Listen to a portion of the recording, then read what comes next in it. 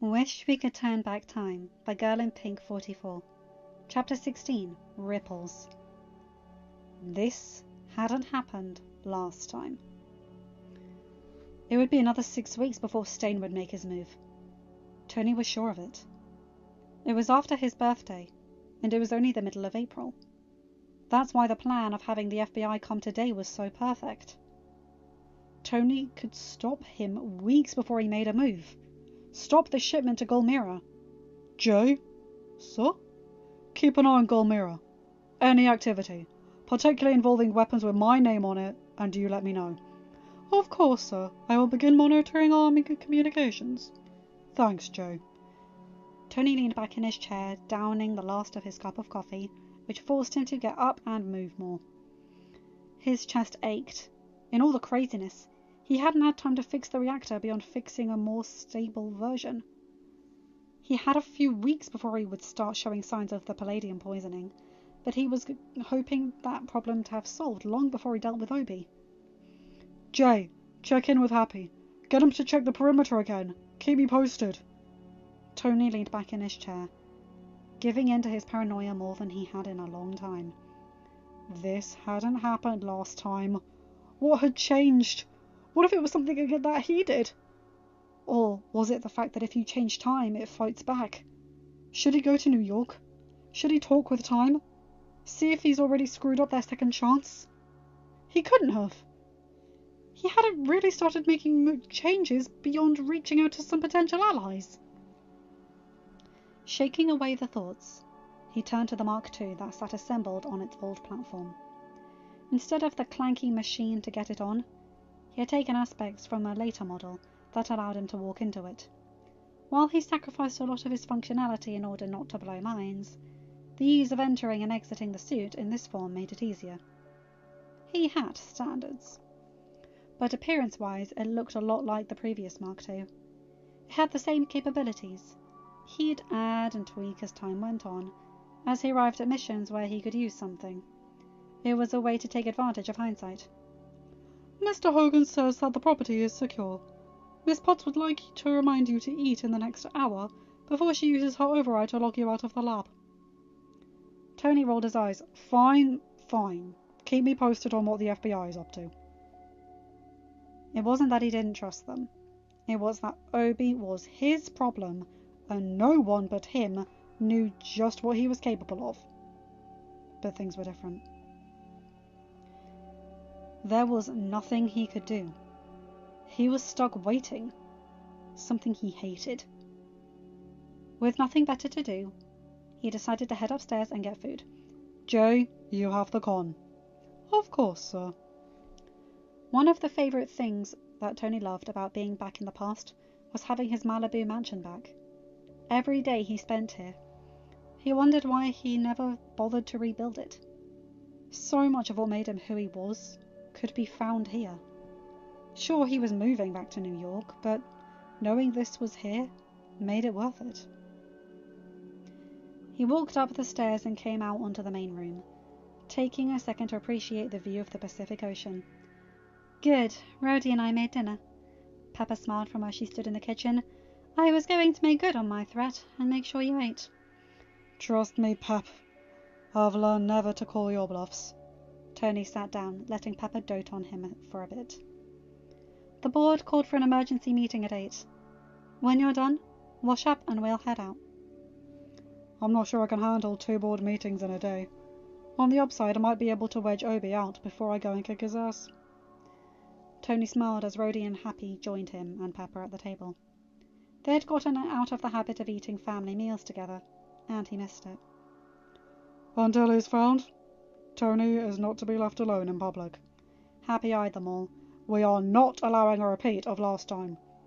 Speaking of, Jay, please lock down the upgraded reactor plans along with the notes on Badassium. Of course, sir. Tony nodded. My plan is to get Stain voted out. Let's back him in a corner. Should we consider planting some security near the boys? With their presence hush-hush, but Stain might have found a way into the Flightlight Manifest. I'll organise some people, but it will take hours to get someone stationed near them. Rather be safe than sorry. They'll be able to be incognito. Happy nodded, pulling out his phone and setting up a text. Dinner was rushed, but at the same time, it felt nice and relaxed. Perhaps it was the company. The food. Pepper was a mean cook when she had time to be in the kitchen. Or just the calm before the inevitable storm. After he finished, he headed up to his room to put on his oldest and most reliable armor, a Tom Ford suit. He had worn it for many deals, both in the past and in the future that never was. There was something soothing about the familiar cut of the suit. He grabbed a Rolex, Italian leather shoes — his mother would rise from the grave and haunt him if he didn't — and a tie. Grabbing one of his favourite pairs of glasses, he checked his hair and smirked at how ready he appeared for battle. Long before he had been Iron Man, before aliens, before Avengers, before Infinity Stones, he had been a businessman. Maybe, this time around, he'd remind people just how good he was at it. Unlike the meeting that had been 9 hours earlier, this meeting was a lot tenser, as the members quietly made their way in. Tony kept his seat at the head of the table, suspiciously quiet and not greeting the others. The seat to his right was conspicuously occupied by Pepper, who had also donned a suit and looked determined. Tony texted Jarvis to prepare a ransom video, as well as the bills of lading documenting a bunch of illegal double-dealing shipments. The clock struck 8. Tony took a long sip of his coffee and stood up. Gentlemen, thank you for coming back in. It's not often that we meet twice in one day, and I wish this were under better circumstances. This afternoon, the Federal Bureau of Investigation entered Stark Industries to serve an arrest warrant for Obadiah Stane. Jay, can you put a copy of that warrant on the screen for us? It showed up, listing out their search. The DA will not fully disclose what charges they are seeking, but evidence has come to light today that will also bring Stark Industries to bring several charges against Stane. I will present the evidence, and I will be calling for a vote to terminate Obadiah Stane and remove him from the board of directors. Jarvis, please play the video. Make sure you include the translation. Of course, sir. Gentlemen, I am going to step out of the office while this plays. Jarvis will let me know when it is done. He walked out of the boardroom. It had been 15 years, yes, and he'd heard about how Stane had killed Raza. His biggest regret was that Tony hadn't done it himself. But Tony had been doing a lot of work on his mental health since Morgan was born. Shoot, even before that, around the time he and Peter got close. Tony knew he needed to create boundaries. And hearing that voice, seeing the shot of him standing in that chair, was not good for his mental well-being. You okay, Tones? He looked up to see Rhodey leaning against the nearby desk. The receptionist who usually manned it, long gone for the night. Yeah. Just can't watch that video again. It's odd. In some ways, it seems like ages ago. But just the idea of seeing that cave again. Tony shivered. He hadn't meant to, but it came back to him in a rush. The shocks, the waterboarding, the beatings, the dampness, and the cold that seemed to leak into his very bones. Slowly, but surely, he heard Jarvis in his ear, reading off his morning lists of information. It was followed by odd science facts, stock market highlights, and other mundane facts. Jarvis kept talking and talking as Tony fought to catch his breath. Meanwhile, he felt Rhodey's arm on his shoulder. After another minute, he looked to his friend. Sorry. Don't apologise. I can't begin to imagine what happened there. You've been to hell and back, Tones. But you're not alone in this, okay? Tony nodded. I've got to get back in there. Can you go to the front and tell them, the waiting press, that I'm going to be doing a conference in an hour? I'm sure word will spread to the others not here. Normally I'd get Pepper to do it, but I need her to be seen and noticed in there. Rhodey nodded. I've got it. Thanks, Honey Bear. Tony smiled at his friend before squaring his shoulders and heading back into the boardroom as the lights came back on. He took a quick look at the members' faces and saw that a lot of them had gone pale. They looked at him, eyeing him as if he would disappear. It was a rare occasion for Tony to feel self-conscious. Actually, he hadn't been completely aware that he could feel that anymore. But he felt as close as he could to it at that moment, as they stared at him. As you saw, Stone paid them to kill me. When they found out it was my head the hit called for, they tried to up their price. Stone was cheap, so here I am. Jarvis, more evidence, and send this to their email files. Keep in mind the documents you are about to view are confidential, pending the results of both the federal case and our civil litigation. Pepper, when this meeting ends, can you call our attorney and ask him to join us for a meeting at 10:30? Pepper nodded, and then a dozen or so documents showed up, showing where shipments had gone all over the Middle East. Tony talked through each one, talking about the firepower, relaying some of his own personal experiences. At one point, he held his left hand with his right, in order to hide that it was shaking. Even still, there was a point where he had to pause to turn away from the board, and take a few deep breaths to regain his composure. Gaining most of it back, he turned to the board members. I would like to formally call for a vote to terminate Obadiah Stane's employment and remove him from his seat on the board of directors. I second the call to vote. A member from halfway down the table raised his hand. I third the call. This one came from the other side of the table. Tony nodded, confident that he would get this vote and equally confident as to how it would go. It was something he had wished repeatedly he had gotten the chance to do the last time around, which made this that much sweeter. All in favour? It was unanimous. With a unanimous vote, the motion clears. We have 5 seats to fill. Suggestions for the seats will be taken at our meeting in 2 weeks, and we will vote on them in a month. If you would all like to join me, I'm going to host a press conference and do my best to keep our stock from tanking in the morning because of his greed. Tony paused. If you guys could help me find a place for his staff, I would prefer they not lose their jobs because of his decisions. The board nodded, and Tony strode out. Pepper came to his right, and Rhodey joined in at his left, and he heard footsteps behind them. The entire board is joining you, sir. Jarvis answered the question he hadn't voiced yet. It appears they are making a unified front and standing by you. Tony grinned, eyeing Pepper as she spoke with their head counsel. While there were traces of it where the Avengers got their name, people often misjudged how ruthless and vengeful Tony could be. It wasn't like he'd been the one of the top weapons manufacturers and sellers for over a decade before he stopped. Oh wait. Stane had been the catalyst that sent his life into the future that never was. Now he was back here, and could make the most of it. They made their way to the ground level. Between the group of them, they all took 4 elevators. As they all disembarked, they headed for the press room and made their way in. A hush fell over the room. Tony ignored the hush, continuing his walk. Happy came in and walked in front of him, effectively having him guarded on all sides. It felt nice, in a way he'd rarely admit. It was not often that he allowed himself to be guarded and protected.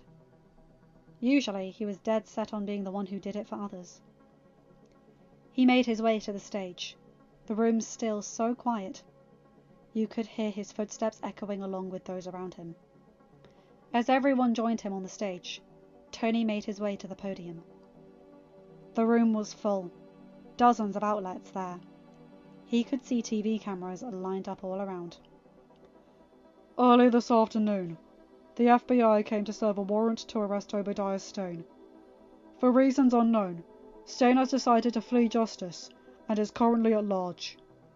While we are currently unsure, it is wise to assume he is armed and dangerous, and any sighting should be reported to the law enforcement immediately. Tony eyed the crowd. A few minutes ago, the board of directors and I met, and in a unanimous vote, we terminated Stain's employment and removed him from the board. Dr. Stark! Tony eyed the reporter, who couldn't have been older than his mid-30s. With a nod, he gave permission for the question. When you shut down your weapons division a few weeks ago, you mentioned plans would be announced soon to share what Stark Industries would be doing. Will Stain's arrest and ensuing manhunt delay your plans? Tony shook his head. The board met today and has reviewed my plans for the future. We still plan on announcing them soon. I can tell you that I had a very productive afternoon with our research and development division, where we made significant progress in the right direction. We appreciate our stockholders for their patience, and I can assure you it will be rewarded soon. Will Stark Industries be pursuing civil litigation against Stain? Yes. In fact, I will be meeting with our counsel after this to discuss it. Tony looked around. Over half the hands were raised, but there was one face in particular that caught his eye. Christine. Christine Everhart nodded. With the removal of Stain from his seat, that means that 5 seats are now available. To date, the Board of Governors has been solely men. Are you planning on rectifying that in the days to come? Tony knew she'd give him a good question, and he smiled, glad this thought had occurred to him today. When I took over this company, I had so many changes I wanted to make. But Stain convinced me it was best not to rock the boat too soon. I allowed the status quo to change. That ended today. Yes, I plan on adding diversity to the board. I want to ensure that there is accountability in our future. I want more transparency with the public. When I addressed you a few weeks ago, I told you I was taking Stark Industries into the future. I meant every word of it. That includes addressing the lack of diversity on the board of major companies. Now, I can't do anything about other boards, but I can about my own. We will be reviewing potential candidates over the next month, and when we are prepared to release that list, I'm sure I'll find myself back here again. Though social media was just starting to be a thing, and he hoped that that would limit how often he had to do these, Peter had been on his case about being more active on social media, and perhaps this time around, Tony would listen to the kid and do it. Maybe he could stick Harley and Peter on helping him with it, since they seemed to be more proficient in it. He looked around, seeing who he'd call on next, when a person standing in the back of the room caused him to feel like he had had his breath knocked out of him. Standing in the back of the room was Special Agent Phil Coulson of S.H.I.E.L.D., the man who had died and kick-started the Avengers, and then had been brought back to life and none of the original roster had been told. That had been one hell of a shock to discover when he had been hacking S.H.I.E.L.D.'s files one day.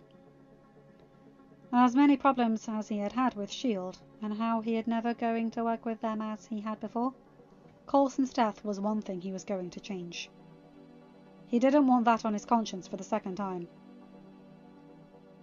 Jason, you were with the Wall Street Journal these days, correct? Tony broke his own stupor and called on another reporter. My sources in Los Angeles FBI field office said that the federal prosecutors were seeking treason charges against Stain. Are you able to verify this? Tony rocked on his heels slightly. Honestly, he'd always wondered what they all could have made stick if Stain hadn't died on that rooftop. He was excited to finally get that answer. At this time, I cannot comment on an investigation. To be perfectly honest, I am not aware of what pending charges they have against Stain.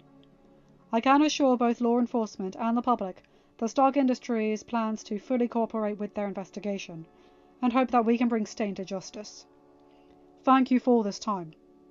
If there are any updates, we will make sure to get them out. Tony left the stage and headed out of the room, his own protective shield forming again, not letting a certain federal agent through.